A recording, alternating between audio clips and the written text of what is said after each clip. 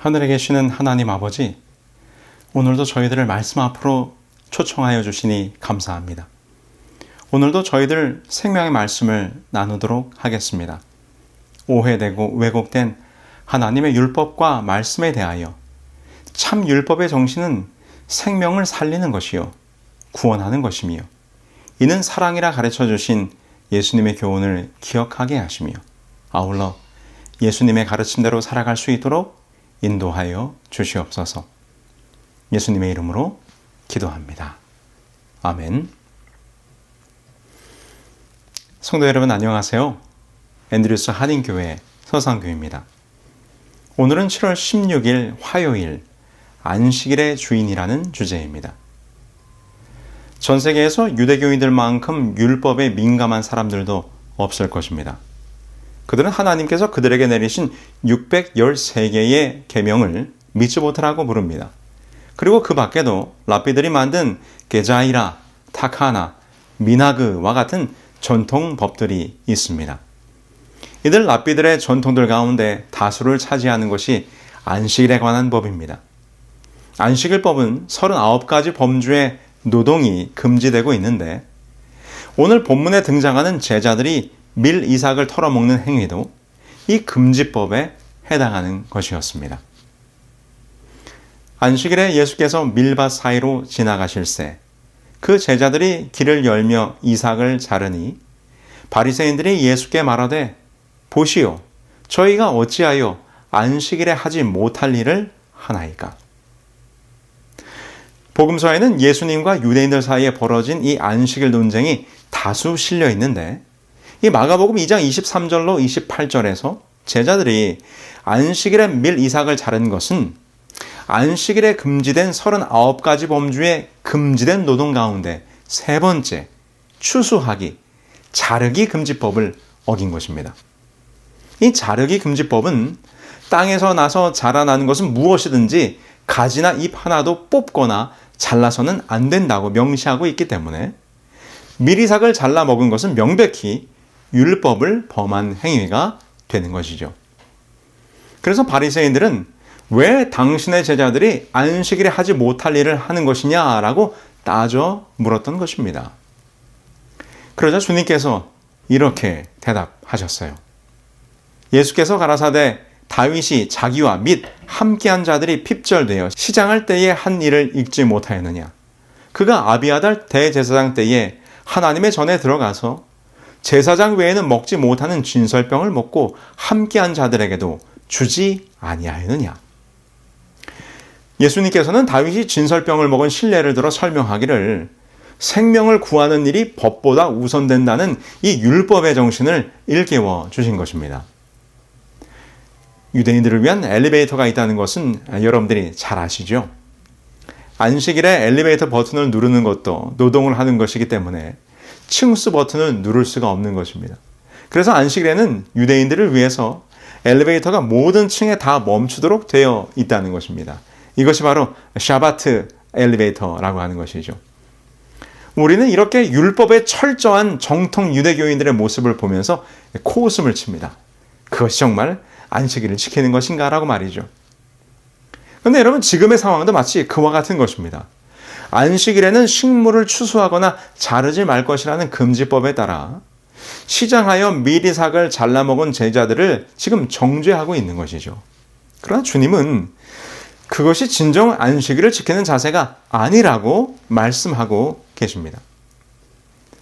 마가복음에 이어지는 이 안식일에 손 마른 사람을 고친 사건도 같은 맥락입니다. 예수께서 다시 회당에 들어가시니 한편 손 마른 사람이 거기 있는지라 사람들이 예수를 송사하려 하여 안식일에 그 사람을 고치시는가 엿보거늘.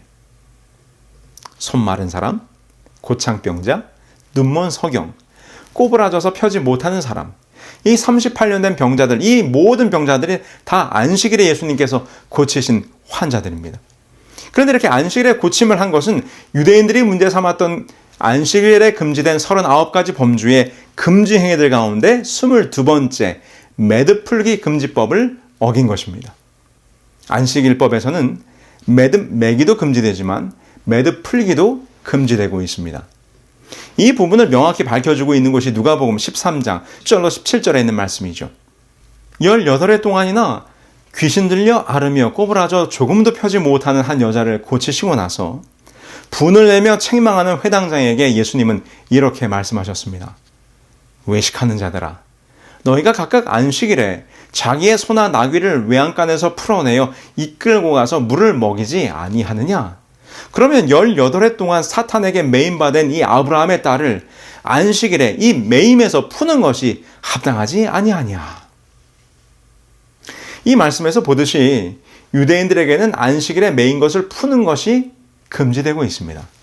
그럼에도 불구하고 사람들은 안식일에 마구에 묶어둔 소나 나귀를 풀어내어 이끌고 가서 물을 먹인다는 것이죠.